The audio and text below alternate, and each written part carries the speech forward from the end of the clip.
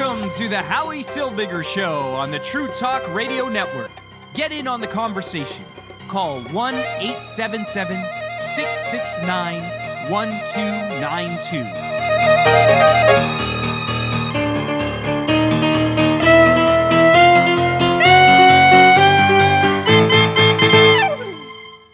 And I'm Howie Silbiger. Welcome to the program. It is a pleasure to be here with you, and I hope that you are happy to be here with me. I know you are, and we have a lot to talk about. There's been a lot going on. We have a whole bunch of stuff to talk about, and let's get this show on the road. If you want to reach me, you want to talk to me, you can do so. It's quite simple. You could just dial 1-877-669-1292. That's 1-877-669-1292. I'll put you on the air. We could talk about anything you want to talk about. That is the way the show rolls. We could talk about anything. So 1-877-669-1292. I'll address any topic that you want me to address.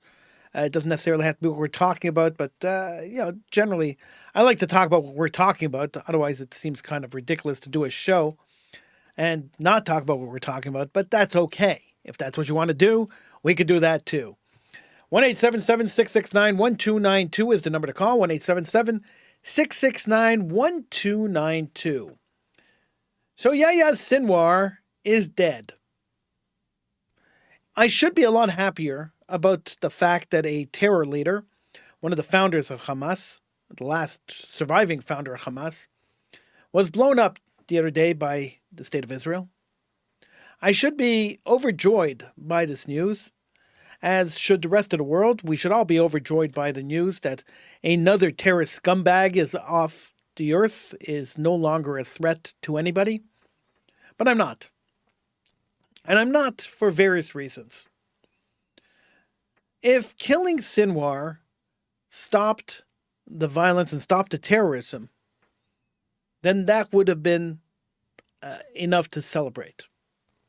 But unfortunately, like rats, when you kill one terrorist, another 5 will jump up to his place. And this is what we are going to see with Hamas and other terror groups that Israel's taking out the leadership. We've done this before. I don't know, nobody seems to be mentioning this, but this is not the first time Israel has done targeted assassinations of political leaders in the terror groups. It's not the first time they've stuck bombs into the faces of leaders of terror groups. And more leaders just came up out of the woodwork. It didn't seem to stop the terror. It didn't seem to stop the killings. It didn't seem to stop the destruction and the murders. Now, if that happens, now that Yahya Sinwar, the last remaining founder of Hamas, is dead, if that leads to the stopping of the murders and the assassinations and the annihilation of the Jewish people, then we should all celebrate. This should be a national holiday. This should be a religious holiday. But we know that there are other players in the region that are just as hell-bent as Sinwar was to destroying Israel. We know that Iran is funding this whole thing. Iran proxies are the ones who are causing trouble and trying to kill Israelis. And we know Iran is the big problem. Just last week, Iran tried to murder the Israeli prime minister.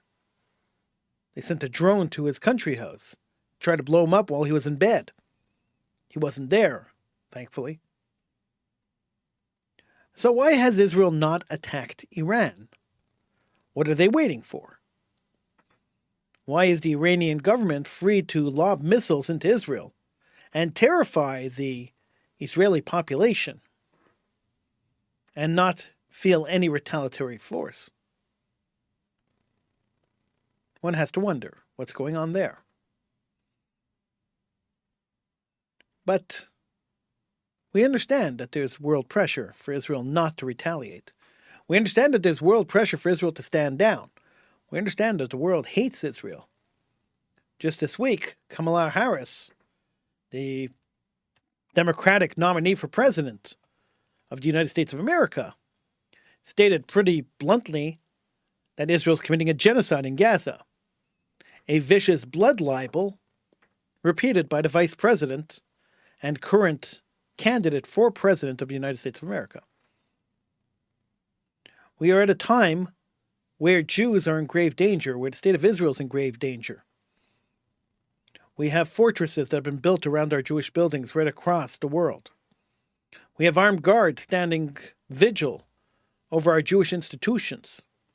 We are spending hundreds of millions of dollars globally to protect ourselves from radicalism and crazies that are running through the streets screaming death to the Jews. Screaming death to the Jews unchallenged. Unchallenged by governments, unchallenged by the police, and even in most cases unchallenged by the Jewish community.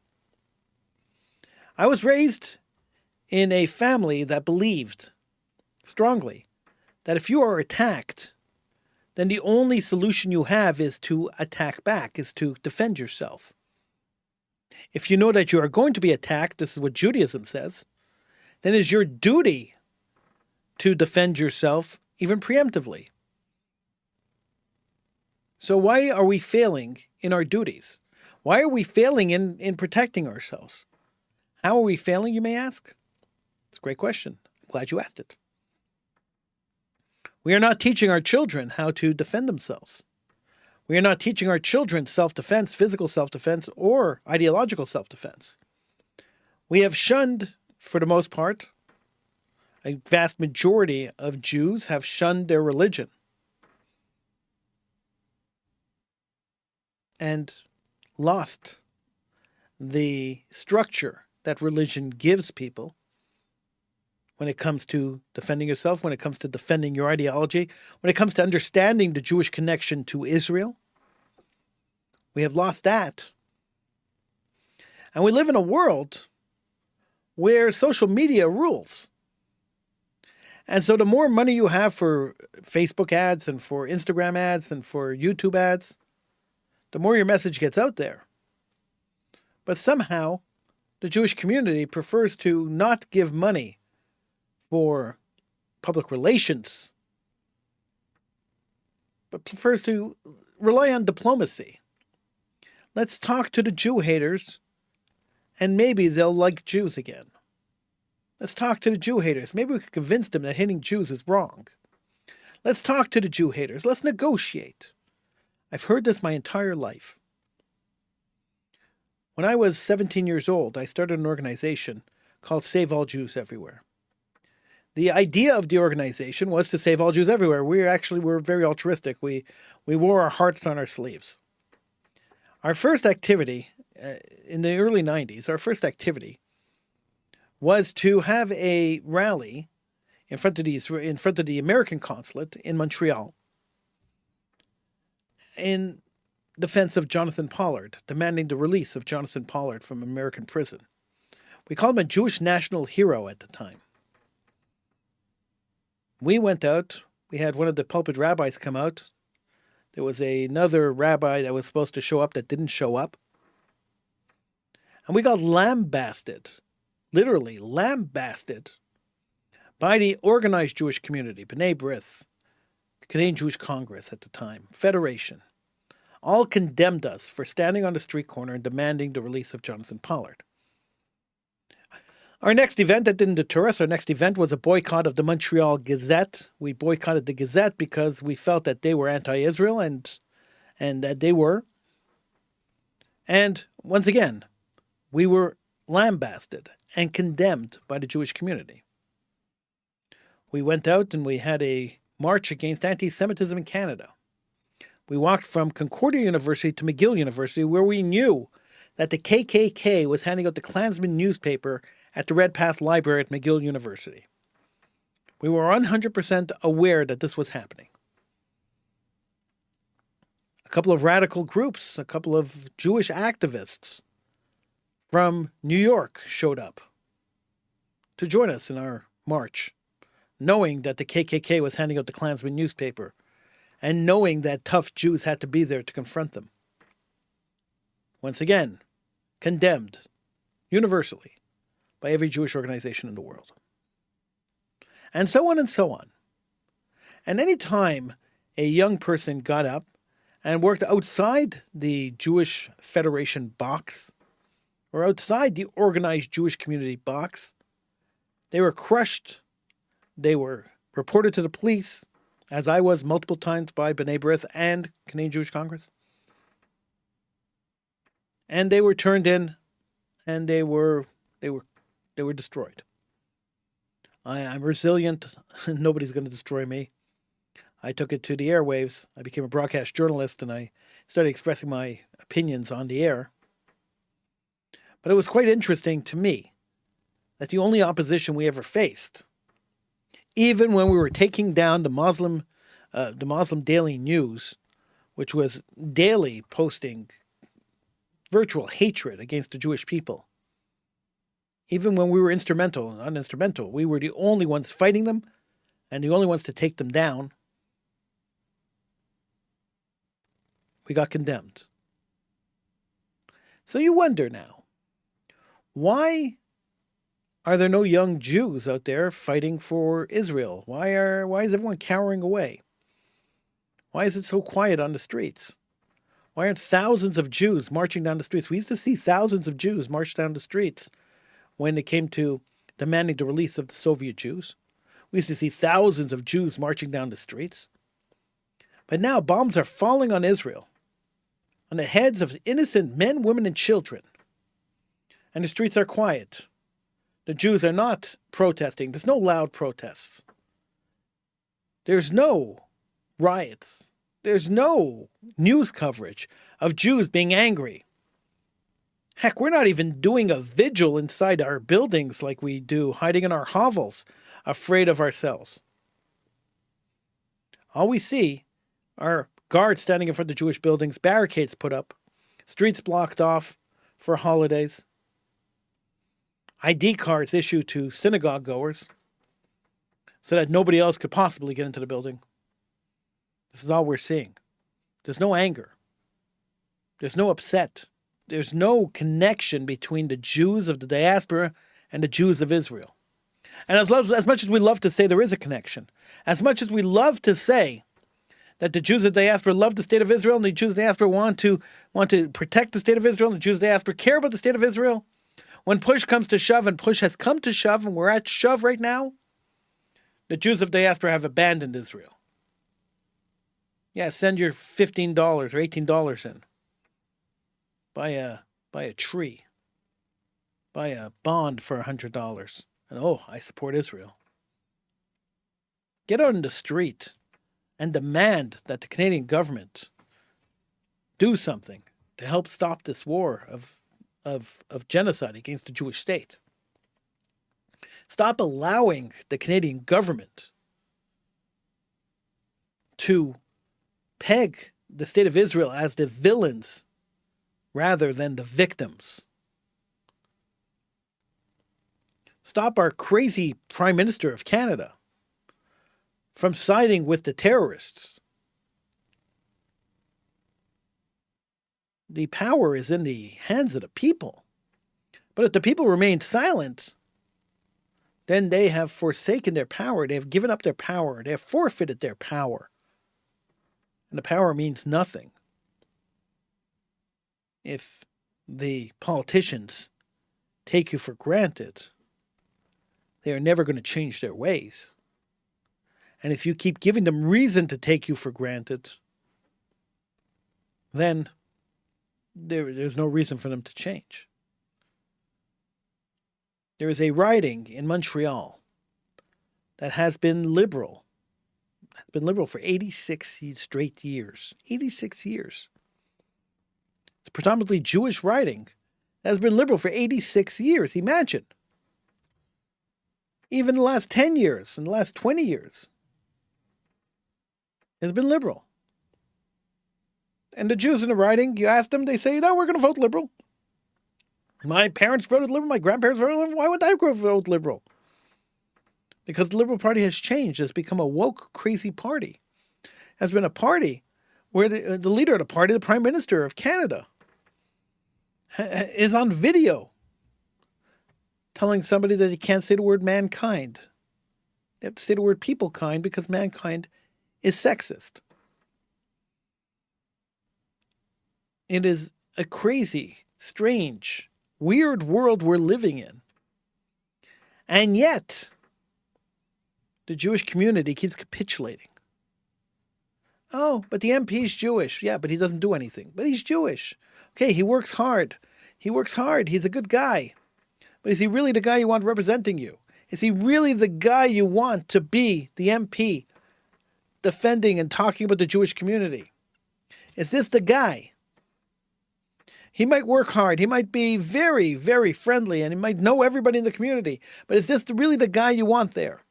The guy who's currently helping, keeping Justin Trudeau, the Prime Minister of Canada, in power. He could have walked away from his position. He could have left his party when his party decided to vote against Israel, when his party decided to vote to not send arms to Israel, when his party decided to vote in favor of Hamas, when his party decided to bring in a Nazi war criminal into parliament and give him a standing ovation. There were plenty of opportunities for these Jewish MPs, and he's not the only one, there's a few of them, for these Jewish MPs to have walked away. But they chose to stay. They chose their plum positions, they chose their salaries over the best interest of the Jewish community, over the best interest of their constituents. And these people keep getting reelected over and over and over again. And I don't understand why. I just don't get it. I've been asking this question for years. This is not a new question. I've been asking this question for years. We see the same story in the United States, where Jews predominantly vote Democrat, even though the Democrats have been the worst worst party for the Jewish people in history. There's never been a good time for Jews under Democratic rule. Yet time and time and time again, Jews go out and vote Democrat. Once again, it makes no sense. It's totally irrational. It's totally illogical. And I don't understand why it happens, but that's what happens. And maybe someone could explain it to me, because I don't get it. 1-877-669-1292 is the number to call, 1-877-669-1292. Maybe you could explain it to me, because I don't understand it. It doesn't make any sense to me. Why would Jews keep voting for the parties and for the politicians that don't do anything to help them? Why would they keep voting for politicians and parties that actively work against them and against their interests? It doesn't make any sense. But we are at a point in history where this has been happening for almost a century. And I don't get it. And I look around and I speak to people, and I talk to a lot of people over the course of a week. And I see a lot of people. And I ask the question over and over again, and everyone looks at me like I'm crazy. What are you talking about, Howie? And when I explain it to them, they still look at me like I'm nuts. And they won't accept the fact that their beloved party is no longer the party of their fathers, no longer the party of their grandfathers. It has changed. It has evolved. It has become a woke party who's not interested in status quo. They're interested in the reset, the great reset. Justin Trudeau said it 5 years ago. He said it publicly, that he was going to use COVID to initiate the great reset of society. Now, you could interpret that any way you want, but the interpretation of the great reset of society is more socialism, less individualism, larger government, more taxes, more social services. Now, that may sound great, but it's not so great when your salaries don't increase, but your taxes do. It's not so great when inflation triples and quadruples the prices of your staple foods. It's not so great when it's unaffordable, literally unaffordable to buy a house in the country or anywhere. Anywhere in the city, in the country, you can't buy a house. Then suddenly this great reset doesn't sound so good. When the price of putting gas in your car is astronomically high. And you see your savings. What savings? Who could afford to save today? You see your salary at the end of the month at $0. And you say, where did my paycheck go? And that's how majority of people are living in the country. Paycheck to paycheck, and barely surviving on the paycheck they're getting. This is a extreme. This is an extreme that we're at. We've reached the extreme limit. And there's only one way to get out of it. And that's a change of government. That's getting rid of the bums that are there who are causing these problems and bringing in some other people and hoping that the other people have a plan to reverse things. Now, will things ever get back to the way they were, where your salary was able to purchase, your salary had some purchasing power? Who knows? In 10 years, we've gotten to this point. Who knows how long it's going to take to reverse this, or to increase salaries, or to get the economy balanced again? Who knows? We have a prime minister who years ago said, well, what do you talk about balancing the economy? The economy balances itself. So who cares about balancing the economy? What a great attitude. So yes, we live in a society that is falling apart, that has become increasingly more racist, more xenophobic, and more anti-Semitic, or anti-Jewish, as we like to say on the show. And we have to figure out what to do. We have to figure out how to survive this. As human beings, as Jews, as people, how do we survive this? So as a Jew, there's very little options. We're spending hundreds of millions of dollars on security for our buildings. We're spending tons of money. That money could be going into education. That money could be going into a lot of other things that it's not going into. It's going into security. It's kind of a ridiculous situation to be in.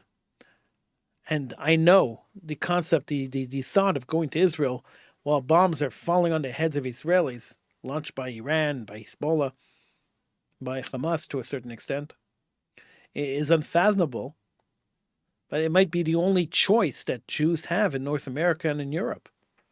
It might be the only path for survival of the Jewish people. In fact, I would venture to say it is the only path for survival of the Jewish people. That eventually, Jews living in the diaspora are going to have to realize that their stay is over welcome. They've overlived their stay, and it's time to go. Now, it's only going to be a matter of time before this escalates even worse than it is. We see the escalation in Israel. As we kill the leaders of the organizations, we see the escalation of violence in Israel. We can only imagine how it's going to escalate in North America when it's left unchecked and unstopped by the governments, by the police, and by any sense of authority that could stop this. We see rallies and riots in the streets, yelling and screaming for globalizing the Intifada, which is essentially code for attack Jews wherever they are. We see this over and over and over again, and we see governments remaining quiet. We see police officers remaining quiet. We see everybody remaining quiet, and we don't see the Jewish community causing a huge fuss. Years ago, my grandmother told me that there was this old philosophy from the old country. It's called Sei still. That's Yiddish for keep quiet. The idea was when the Jew haters came, that if you don't oppose them, they'll do what they want and then they'll leave, and the rest of you will be okay. But if you oppose them, then they will stay and they will fight with you and continue to fight with you until you are destroyed. So she said that old European Jews believed that just remaining quiet, and just doing your thing and remaining quiet and not shaking the boat will result in people leaving you alone. It's not true.